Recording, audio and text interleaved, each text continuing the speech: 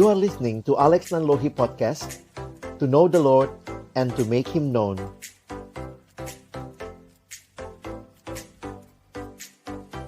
Mari kita berdoa sebelum kita membaca merenungkan firman-Nya.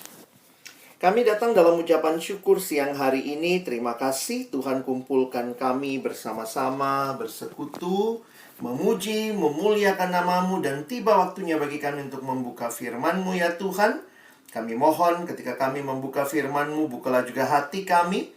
Jadikanlah hati kami seperti tanah yang baik, supaya ketika benih firman Tuhan ditaburkan, boleh sungguh-sungguh berakar, bertumbuh, dan juga berbuah nyata di dalam hidup kami. Berkati hamba-Mu yang menyampaikan, setiap kami yang mendengar. Tuhan tolong kami semua, agar kami bukan hanya jadi pendengar-pendengar firman yang setia, tapi mampukan dengan kuasa pertolongan dari Roh-Mu yang kudus, kami dimampukan menjadi pelaku-pelaku firman-Mu di dalam hidup kami, di dalam masa muda kami. Bersabdalah ya Tuhan, kami anak-anak-Mu sedia mendengarnya. Dalam satu nama yang kudus, nama yang berkuasa, nama Tuhan kami Yesus Kristus, Sang Firman yang hidup, kami menyerahkan pemberitaan firman-Mu. Amin. Shalom teman-teman sekalian, selamat siang. Saya bersyukur buat kesempatan boleh sharing firman Tuhan hari ini.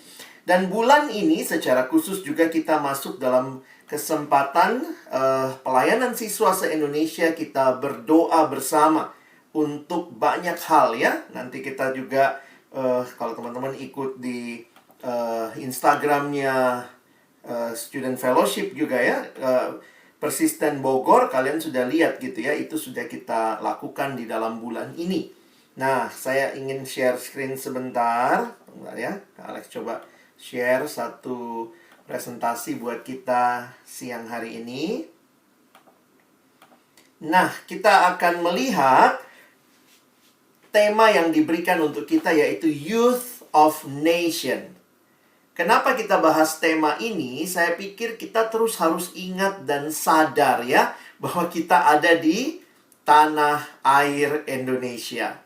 Mana yang menjadi bagian kita? Kita harus melihat juga bahwa tidak kebetulan tentunya Tuhan hadirkan kita di negeri yang luar biasa ini. Ya, ada banyak hal yang kita lihat di sana-sini, keberagaman yang ada di bangsa kita. Tapi juga kita sadar ya, ada begitu banyak hal-hal yang belum berjalan sebagaimana mestinya. Tapi ini jadi panggilan kita. Khususnya bagi kalian orang-orang muda, tema kita bilang hari ini Youth of Nation. Ngapain ada orang muda di bangsa ini? Teman-teman, dari data terakhir kita melihat bahwa jumlah orang muda di Indonesia termasuk besar di dunia ya. Kalau kita lihat sebenarnya jumlah usia produktif itu sampai 65% di Indonesia. Nah, dan sebagiannya lagi adalah orang-orang yang ada di usia-usia seperti teman-teman sekalian. Nah, kita mau sama-sama hari ini melihat, kalau saya ada di bangsa ini, kira-kira apa sih yang menjadi rencana Tuhan? Secara khusus masa pandemi yang terjadi di bangsa kita, ini juga mengingatkan kita bahwa kita adalah bagian dari sebuah bangsa yang juga sedang mengalami pergumulan. Selain juga bangsa-bangsa lain di dunia yang juga mengalami pergumulan yang sama berkaitan dengan pandemi COVID-19 ini. Tapi hari ini kita mau lihat sama-sama bagaimana kehadiran kita di tengah bangsa ini. Kita akan belajar dari satu tokoh di Alkitab. Kita akan melihat tokoh Nehemia. Alex, nanti aja kita melihat Nehemia pasal yang pertama, ayat pertama sampai dengan ayat yang ke-11. Kita akan membacanya bagian per bagian. Jadi nanti Kak Alex akan ajak teman-teman untuk lihat mulai dari ayat 1 dulu. Kita akan lihat sampai ayat yang keempat.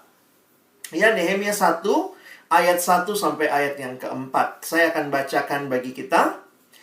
Riwayat Nehemia bin Hakhalia pada bulan Kislu tahun ke-20, ketika aku ada di Puri Susan. Datanglah Hanani, salah seorang dari saudara-saudaraku dengan beberapa orang dari Yehuda. Aku menanyakan mereka tentang orang-orang Yahudi yang terluput, yang terhindar dari penawanan, dan tentang Yerusalem. Kata mereka kepadaku, orang-orang yang masih tinggal di daerah sana yang terhindar dari penawanan ada dalam kesukaran besar dan dalam keadaan tercela. Tembok Yerusalem telah terbongkar dan pintu-pintu gerbangnya telah terbakar. Ketika ku dengar berita ini, duduklah aku menangis dan berkabung selama beberapa hari. Aku berpuasa dan berdoa ke hadirat Allah semesta langit. Nah, kita lihat sampai sini dulu, teman-teman yang dikasihi Tuhan. Kalau kita mencoba memahami, mengenal siapa Nehemia, Nehemia waktu itu lagi ada di mana, emang apa sih kondisinya, kok tiba-tiba dia nangis, dia berkabung. Yuk kita lihat sama-sama ya. Kita mulai dengan ayat 1. Dikasih tahu sama kita di dalam bagian ini adalah riwayat Nehemia bin Hakhalia. Kalau bin itu berarti anak ya, jadi dia anak dari Hakhalia, bapaknya si Hakhalia. Nama Nehemia sendiri berarti The Lord comforts, Tuhan menguatkan. Dan saya pikir inilah yang juga melalui hidupnya Nehemia dia lakukan. Dia alami apa artinya Tuhan adalah Tuhan yang menguatkan, dan juga Tuhan memakai dia untuk menguatkan orang-orang di zaman itu. Pada waktu itu dikatakan, tadi ada kalimat ini ya, ketika aku ada di Puri Susan. Di mana itu? Susan adalah kota besar di tanah Babel. Jadi Nehemia ada di Babel sebagai keturunan orang Israel yang dibuang ke tanah Babel pada tahun 586 BC atau sebelum Masehi. Jadi pada waktu itu Nehemia ada di Puri Susan, dan kalian bisa melihat saat itu nanti kalau baca ayat 11 dia jadi juru minuman raja. Ini satu posisi yang tinggi sebenarnya ya. Orang yang dipercaya jadi juru minuman raja. Ini sebuah jabatan yang penting dan berpengaruh. Sebuah posisi luar biasa yang dicapai orang Israel di negeri asing. Teman-teman, ini jadi hal yang menarik untuk kita lihat latar belakangnya. Jadi ini bayangannya kalau kita coba menempatkan diri jadi Nehemia. Anggaplah begini, Nehemia ini orang Indonesia, misalnya gitu ya. Tetapi waktu peristiwa ini terjadi, yang dia ada di Puri Susan itu sedang ada di luar negeri, teman-teman ya. Jadi bayangkan, coba lihat petanya. Jadi Nehemia kan dari Yerusalem tuh, sebelah kiri ya. Tapi pada waktu itu dia ada di Puri Susan. Nah, itu bahasa Inggrisnya tuh Puri Susa ya. Kota Susa itu yang di kanan. Itu jaraknya dari Yerusalem ke Babel, ke Susa, itu kira-kira 1000 mil. Wow. Itu cukup jauh teman-teman ya, 1000 mil. Pada waktu itu Nehemia ada di Babel karena Tuhan membuang bangsa Israel ke Babel karena kejahatan mereka. Tuhan buang mereka ke Babel dan mereka ada di Babel untuk 70 tahun. Nah, pada waktu itu Nehemia ada di Babel. Dan waktu dia tanya kondisi kampung halamannya. Nah, jadi bayangkan ya, kalau misalnya kamu di luar negeri, tiba-tiba di sana kamu udah hidup nyaman, makmur, aman begitu ya. Tiba-tiba ada kabar dari Indonesia. Kamu tanya gitu, gimana kabarnya? Aduh, Indonesia lagi carut-marut. Waduh, Indonesia gedung-gedungnya hancur. Aduh, Indonesia ini sedang berada dalam kesukaran besar. Kira-kira itulah gambarannya yang terjadi pada waktu itu. Teman-teman, apa sih tembok? Pada masa itu, semua kota yang kokoh itu punya tembok. Karena tembok merupakan pertahanan bagi sebuah kota di masa lampau. Jadi kalian bisa bayangkan, sebuah kota tanpa tembok itu seperti kota yang tanpa pertahanan. Jadi bait Allah dapat dengan mudah diserang, kehidupan masyarakat dan kehidupan agama terancam. Jadi pada waktu itu kota Yerusalem itu dikelilingi tembok. Kalau kalian pergi ke Israel sekarang, ke kota Yerusalem, masih ada itu ya, penggalian dari sisa temboknya ya. Kira-kira kalau kalian bisa bayangkan, seperti inilah tembok yang mengelilingi kota Yerusalem, dan bait suci ada di tengah itu, di atas ya. Nah, apa yang menarik buat saya perhatikan adalah ketika Nehemia mendengar bahwa kota leluhurnya ternyata sudah mengalami berbagai kehancuran. Bayangkan, kota temboknya bolong, pintu gerbangnya terbakar. Itu sama dengan kota tanpa perlindungan. Karena itu perhatikan, ayat yang keempat bagi saya ini menarik sekali. Ketika ku dengar berita ini, duduklah aku menangis dan berkabung selama beberapa hari. Aku berpuasa dan berdoa ke hadirat Allah semesta langit. Mendengar kabar kampung halamannya, hati Nehemia begitu berduka, teman-teman. Kalau kita pikir-pikir, Nehemia itu udah nyaman. Nehemia udah nyaman, ada di negeri asing, walaupun itu di pembuangan, tetapi perhatikan, Nehemia dapat kedudukan yang tinggi.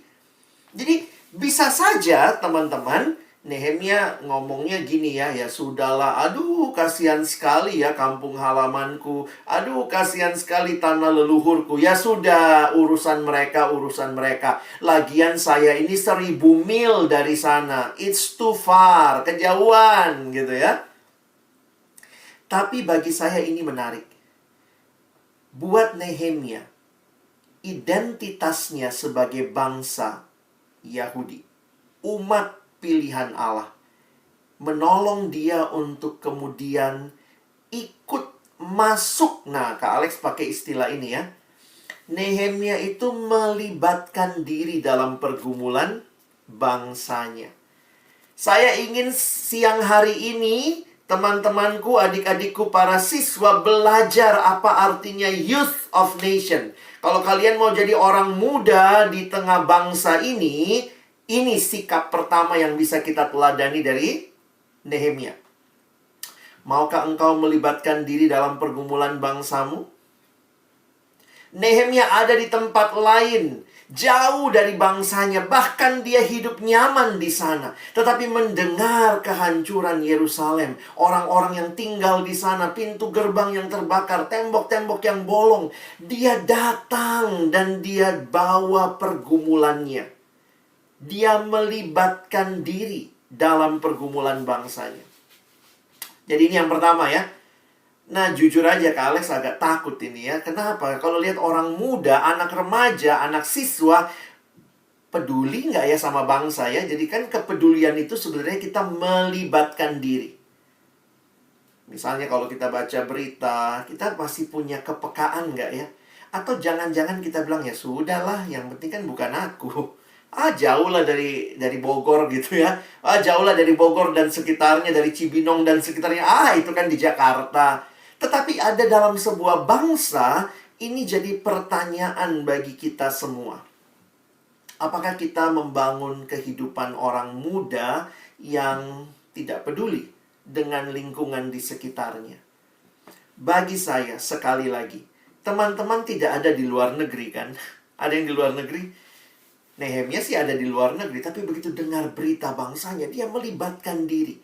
Kita kadang-kadang ada dekat dengan pergumulan, tapi belum tentu kita mau melibatkan diri. Jadi ini satu sikap yang saya ingin ajak teman-teman. Di Alkitab ada loh, if you want to be youth of nations, do you want to struggle with your nation? Maukah engkau bergumul, melibatkan diri dengan bangsamu? Apa keterlibatan yang paling sederhana, yang paling dasar? Nehemia. Yang kedua, berdoa. Youth of nation adalah orang-orang yang berdoa. Perhatikan, tadi sampai ayat 4 ya. Sekarang lihat ayat 5. Teman-teman lihat, ini ayat 5, 6, 7. Abang bacakan buat kalian. Kataku, nah ini doanya ya. Ya Tuhan Allah semesta langit, Allah yang maha besar dan dahsyat, yang berpegang pada perjanjian dan kasih setianya terhadap orang yang kasih kepadanya dan tetap mengikuti perintah-perintahnya. Berilah telingamu dan bukalah matamu dan dengarkanlah doa hambamu, yang sekarang kupanjatkan kehadiratmu siang dan malam bagi orang Israel, hamba-hambamu itu. Dengan mengaku segala dosa yang kami orang Israel telah lakukan terhadapmu. Juga aku dan kaum keluargaku telah berbuat dosa. Kami telah sangat bersalah terhadapmu dan tidak mengikuti perintah-perintah, ketetapan-ketetapan dan peraturan-peraturan yang telah kau perintahkan kepada Musa, hambamu itu. Teman-teman perhatikan doanya Nehemia. Saya ingin kita belajar sesuatu dari doanya. Doa itu bukan sekadar kata-kata kosong, ngomong tanpa mengerti ya. Perhatikan siapa Allah yang disembah Nehemia. Kalimatnya, ya Tuhan, Allah semesta langit. Allah yang maha besar dan dahsyat. Allah yang berpegang pada perjanjian dan kasih setianya. Wow, kita kalau doa gimana ya? Mungkin kita kalau doa langsung masuk permohonan ya, yang ayat 6. Berilah telingamu ini ya. Tetapi Nehemia dalam doanya dia berseru kepada Tuhan dan dia kenal siapa Tuhan yang dia sembah. Dia bukan cuma Tuhan atas Israel. Dia bukan cuma Tuhan di Babel, tetapi dia katakan Tuhan Allah semesta langit, Allah yang maha besar dan dahsyat, yang berpegang kepada perjanjiannya dan kasih setianya. Teman-teman, doa itu yang penting apa sih? Apakah yang penting dalam doa apa yang kita minta? Sebuah buku tentang doa mengatakan yang terpenting dalam doa adalah kepada siapa kita meminta. Karena ketika engkau tahu kepada siapa engkau meminta, maka permintaanmu akan menjadi sesuatu yang kamu yakini. Dia yang kepadanya engkau meminta. Kalau dia Allah yang maha besar, dahsyat, apa sih yang dia tidak bisa berikan buat kita? Jadi, kalau abang melihat di sini yang pertama, Nehemia mengenal siapa Allahnya. Tapi yang kedua, kalau nanti teman-teman perhatikan ya, Nehemia juga mengaku dosanya. Ya, dia mengaku dosanya, dosa keluarganya, dan dosa bangsanya. Coba kita lihat lebih jauh ya. Nehemia mengenal siapa Allahnya. Nehemia berpegang kepada Taurat Tuhan, kasih setia Allah. Nehemia tahu bahwa Allah mengasihi, memberkati mereka yang berpegang pada perintah Allah. Dan sebaliknya, Allah menghukum mereka yang melanggar perintahnya. Karena itu, kalau lihat pengakuan dosanya ya, sebenarnya balik lagi teman-teman. Nehemia adanya jauh dari Yerusalem. Tetapi dia sadar kehancuran yang dialami itu adalah bagian dari dosanya dia juga. Kadang-kadang kita susah ya. Belum tentu orang mudah merasa itu bagian dosanya dia. Ketika dunia, kalau kita lihat sekarang ya, alami apa? Global warming. Apakah kita sadar juga itu bagian dari dosa kita? Dosa kita yang tidak mengelola alam dengan baik. Mungkin kita bilang, wah itu tuh perusahaan besar tuh buang limbah sembarangan. Tapi jangan-jangan yang paling kecil bagian kita tidak buang sampah pada tempatnya ikut berpengaruh. Bagi saya ini menarik ya. Nehemia mengaku dosanya, dosa keluarganya dan juga bangsanya. Berarti dia sadar seluruh kehancuran ini tidak terlepas juga dari dirinya. Makanya abang tulis begini ya.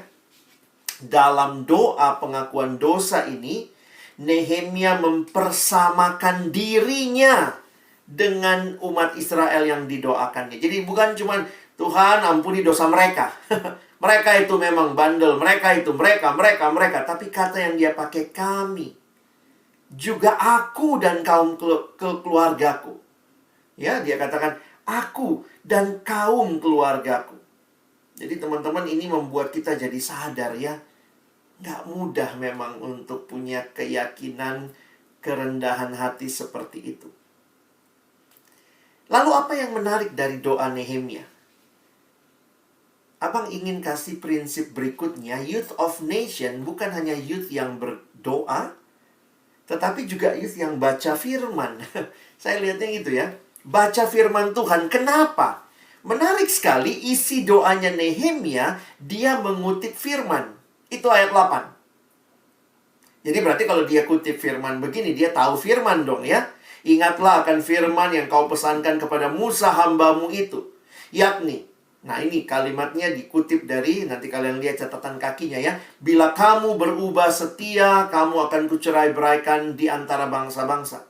Tetapi bila kamu berbalik kepadaku dan tetap mengikuti perintah-perintahku, serta melakukannya, maka sekalipun orang-orang buanganmu ada di ujung langit, akan kukumpulkan mereka kembali dan kubawa ke tempat yang telah kupilih untuk membuat namaku diam di sana. Bukankah mereka ini hamba-hambamu dan umatmu yang telah kau bebaskan dengan kekuatanmu yang besar dan dengan tanganmu yang kuat? Teman-teman, Nehemia tahu firman Tuhan. Dia tahu janji Tuhan dan dia pegang janji Tuhan. Makanya Kak Alex tulis gini ya. Nehemia yang mengetahui isi dan arti hukum Taurat serta sejarah bangsanya sadar betul bahwa kemalangan yang menimpa bangsa Israel adalah akibat dosa dan pelanggaran mereka. Taunya dari mana? Dari firman Tuhan. Jadi sebenarnya begini ya, ini prinsip yang menarik. Kalau kamu baca firman, maka doamu akan selaras dengan firman. Dan itu doa yang benar. Kan ada kalimat firman Tuhan, Mazmur 119 ayat 105.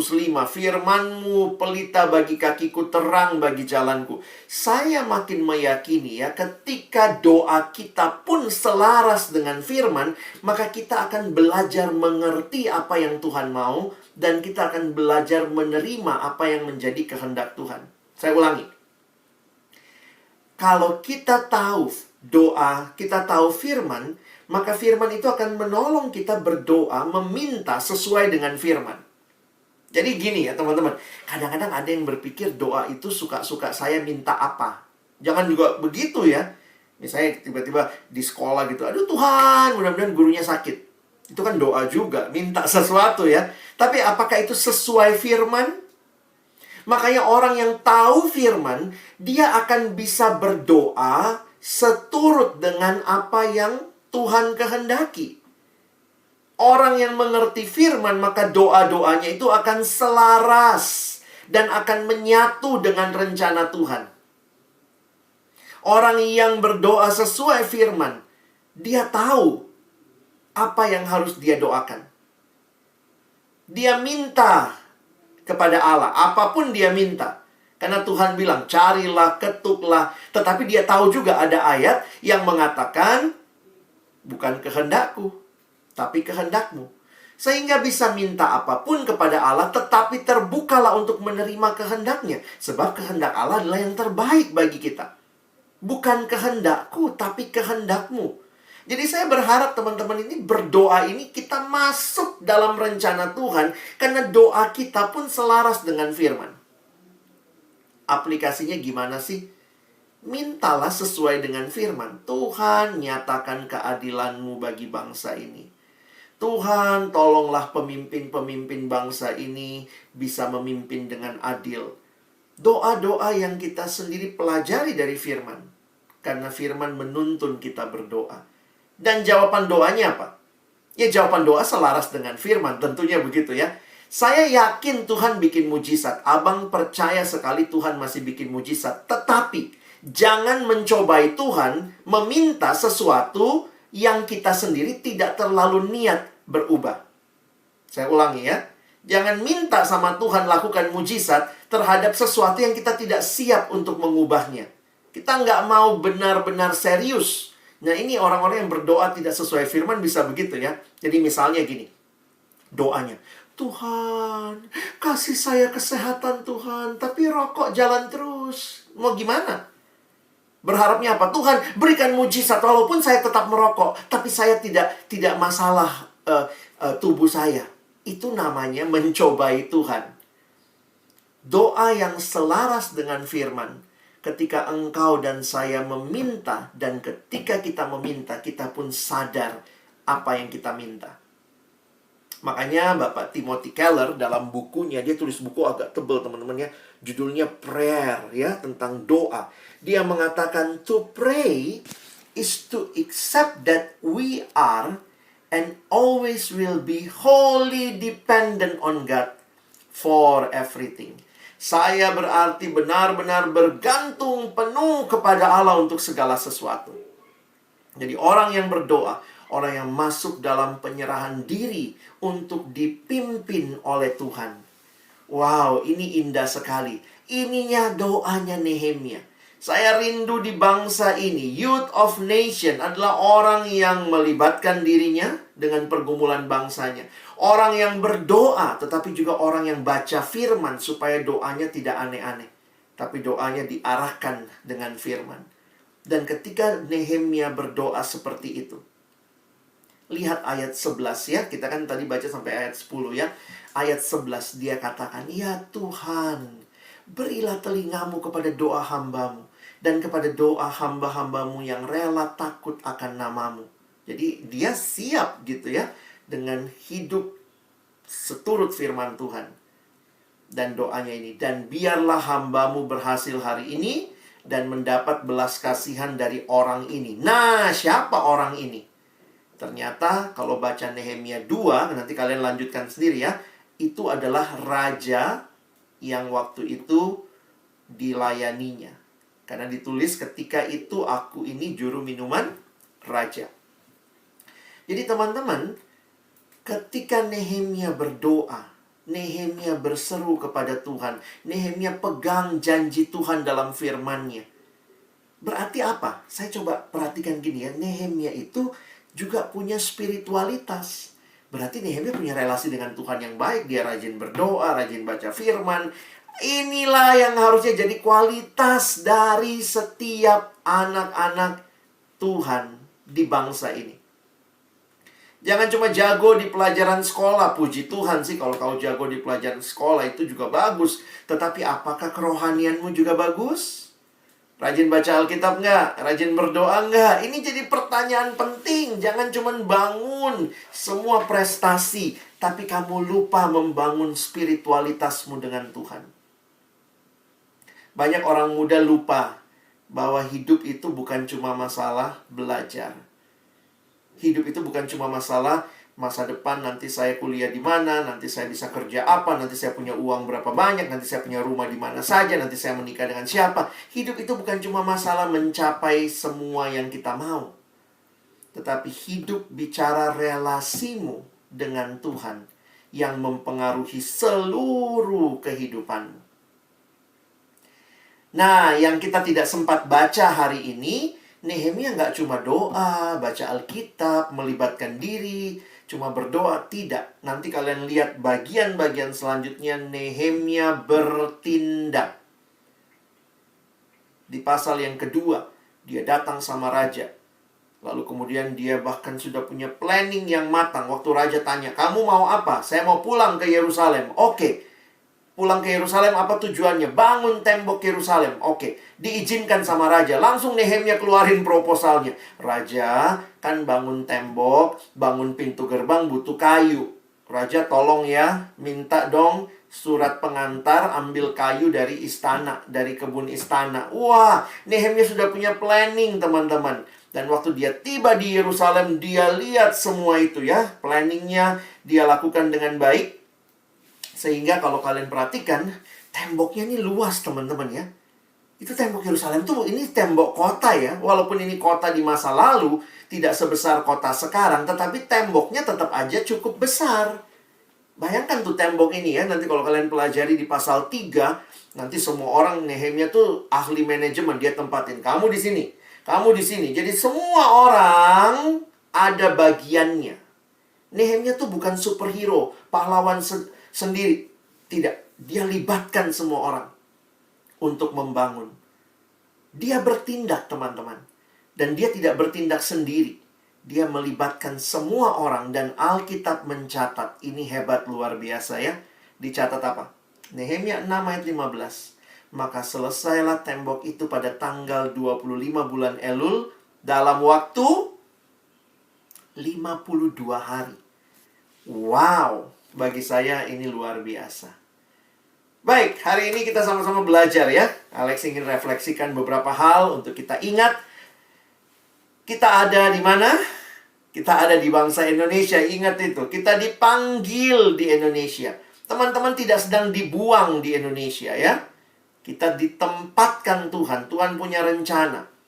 Karena itu, Youth of Nation, sebagai orang muda di bangsa ini, 4 hal Kak Alex ingin kita ingat siang hari ini.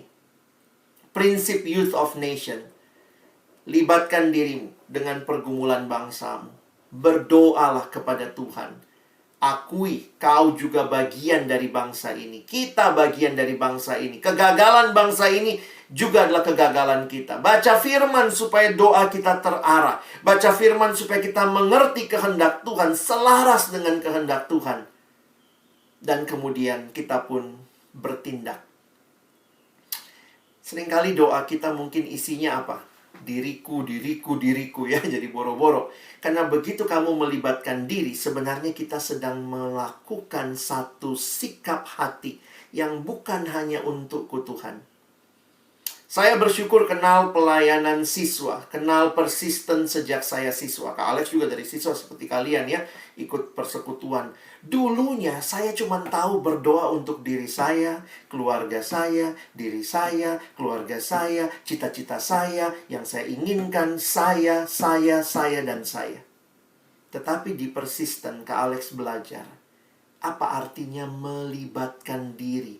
Bahkan dalam pergumulan teman-teman, pergumulan Rokris SMA lain, pergumulan kota yang lain, pergumulan bahkan orang yang bukan dekat dengan kita, tapi juga dalam bangsa kita. Akhirnya saya jadi sadar ya, doa itu bukan cuma masalah saya dan keinginan saya butuh apa. Tetapi Tuhan tolong saya makin terbuka melihat betapa banyaknya bagian yang Tuhan mau juga kita masuk dan boleh jadi berkat. Kerajaan Allah. Kalau lihat siswa, keluarga, kota, bangsa, kerajaan Allah. Nah, teman-teman, saya berharap doa kita jangan melulu tentang diri kita ya. Nah, karena itu waktu kami menyusun ya, Kak Alex di tim nasional, kita menyusun hari doa siswa nasional. Berpikir keras, apa yang mau kita lakukan?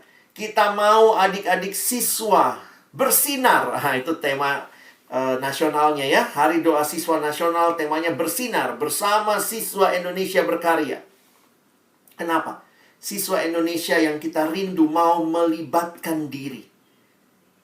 Melibatkan diri mulai dari mana? Mulai dari lingkungan paling kecil. Di mana kamu ditempatkan? Oh, di dalam keluarga. Karena itu kita menyusun pokok doa hari doa siswa tahun ini menurut urutan ini. Kamu ada di keluarga, buat dirimu tentu ada yang namanya identitas ya. Identitasmu, keluargamu, kotamu, dan bangsamu. Makanya kalau teman-teman ikut berdoa, saya harap semua ikut berdoa ya. Minggu-minggu pertama kita doain apa? Aku dan diriku, aku dan identitasku. Nanti masuk minggu kedua, aku dan keluargaku. Terus tentang keluarga semingguan. Minggu ketiga, aku dan kotaku. Jadi bayangkan ya, kita melibatkan diri dari keluarga, diri kita, keluarga, kota. Bahkan sampai minggu terakhir ini, sampai nanti tanggal 31, kita berdoa untuk bangsa kita. Nah, kalian bisa ngerti nggak ya, siapa yang ikut doa tiap hari nih? Mulai dari tanggal 1 sampai tanggal 31. Kerinduan Kak Alex adalah kita sadar betul. Kita dipanggil Tuhan. Pemuda-pemudi di bangsa ini. Untuk melibatkan diri. Mulai dengan doa. Mulai juga dengan baca firman. Dan bertindak. Pertindakan yang bisa kita lakukan sesuai dengan apa yang Tuhan percayakan. Dari hal yang paling kecil. Tapi semuanya ini sebenarnya sedang membawa engkau dan saya.